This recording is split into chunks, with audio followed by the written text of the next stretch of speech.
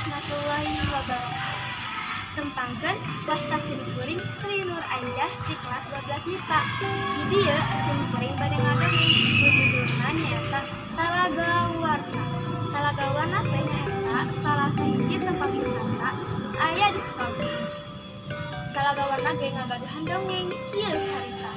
Zaman baheula aya hiji raja nu kacida beunghar. Anjeunna ngagaduhan istri namina Prameswari. Tapi hanjakal pisan can ngagaduhan. Raja geus kaditu ka dieu tatambaan, sangkan Prameswari tiasa ngandung. Dikersakeun ku anu maha kawasa, akhirna Nyai Prameswari teh ngandung. Kacida beunga, kacida dingahna, raja ningal Nyai Prameswari ngandung. Di waktos lahir hiji putri nu kacida geunis.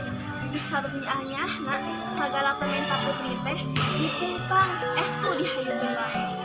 Ngan hanjakal saparatus rumaja putri teh ada teh beta awam pisan kanu jadi sepuhna sok ngalawan. Padahal sagala kahoyongna sok dicumponan wae tara aya nu dipungpang.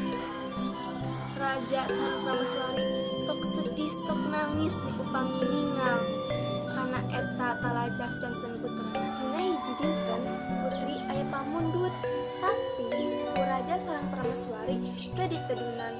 Atuh gantangan wae diseueur hasesekepan. Dinten berlian pangasihan Ramana di awur-awur payunan Ramana. Sirikna teu kana pameun teu raja sareng Prameswari ngawurkeun teh.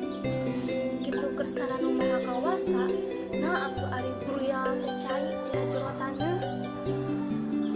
Beuki lila beuki ngagedean, ku akhirna karaton kakeueum timbul talaga. Kawanehan dina talaga teh sok antina we sarumpani nu warna-warni kacida endahna. Cenah eta teh inten permata anu diawurkeun ku putri tea. Mun sakitu carita dongeng Talaga Warna nu teu sakabnya terus kuring, panghirap, like, comment, and subscribe. Assalamualaikum warahmatullahi wabarakatuh.